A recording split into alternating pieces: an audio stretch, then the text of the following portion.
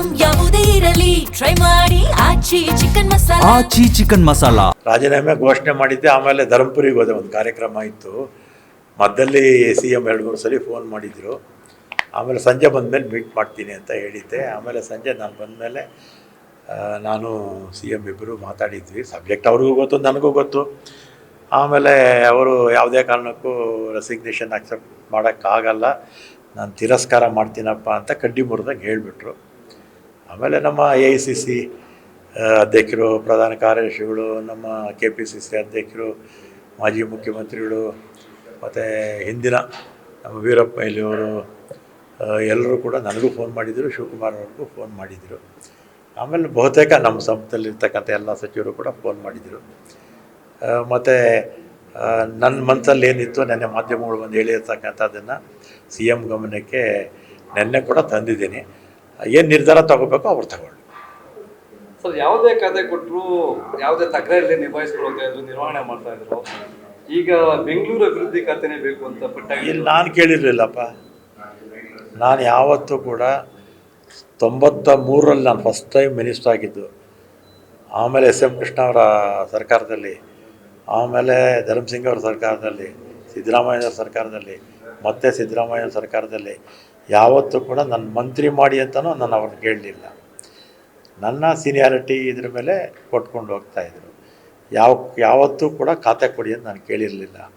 ಸಿದ್ದರಾಮಯ್ಯನವರು 2ನೇ ಸಲ ಕರೆದು ಬೆಂಗಳೂರು ಜವಾಬ್ದಾರಿ ತಗೋಬೇಕು ಅಂತ ಹೇಳಿದರು. ಆಮೇಲೆ 2 ದಿನ ಆದಮೇಲೆ ಸ್ವಲ್ಪ ಏನೋ ಹೆಚ್ಚು ಕಮ್ಮಿ ಆಗಿ ಅದು ಬದಲಾವಣೆ ಆಯಿತು. ಆಗ ಕೋಪ ಮಾಡ್ಕೊಂಡಿದ್ದೆ. ಆ ಕೋಪ ಮಾಡ್ಕೊಂಡಿದ್ದಾಗ ಮುಂದಕ್ಕೆ ಇನ್ನೆರಡೂವರೆ ವರ್ಷ ಆದಮೇಲೆ ನೋಡೋಣ ಅಂತ ಶಿವಕುಮಾರ್ ನನಗೆ ಹೇಳಿದರು. ಅಷ್ಟೇ, ನಾನು ಕೇಳಿರಲಿಲ್ಲ, ನಾನು ಯಾವತ್ತೂ ಕೇಳಿರಲಿಲ್ಲ. ಅದರಿಂದ ಅಷ್ಟೇ, ಅವರೇ ಹೇಳಿ ಅವರೇ ಬೇರೆ ಖಾತೆ ಕೊಟ್ಟು ಬೇಜಾರು ಅಷ್ಟಕ್ಕೆ ಬೇಜಾರಾಯಿತು ಅಷ್ಟೇ. ನಾನು ಯಾವತ್ತೂ ಲಾಬಿ ಮಾಡಲ್ಲ, ಮಾಡೂ ಇರಲಿಲ್ಲ. ನಾನು 85ರಲ್ಲಿ ಅಸೆಂಬ್ಲಿಗೆ ನಿಂತೆ, ಅಪ್ಲಿಕೇಶನ್ ಹಾಕಿದೆ ಅಷ್ಟೇ. ನಾನು ಯಾವ ನಾಯಕರ ಮನೆ ಹತ್ರ ಹೋಗಿ ನಾನು ಸೀಟ್ ಕೊಡಿ ಅಂತ ಕೇಳಲಿಲ್ಲ. ವೀರಪ್ಪ ಮೊಯ್ಲಿಯವರೇ ಕರೆದು ನನಗೆ ಟಿಕೆಟ್ ಕೊಟ್ಟರು. ನಾನು ಅಷ್ಟೊತ್ತಿಗೆ ನಾನು ಕಾರ್ಪೊರೇಟರ್ ಆಗಿದ್ದೆ. ನಮ್ಮ ತಂದೆನೇ ಬ್ಲಾಕ್ ಪ್ರೆಸಿಡೆಂಟ್ ಆಗಿದ್ದರು. ಕರೆದು ಟಿಕೆಟ್ ಕೊಟ್ಟರು.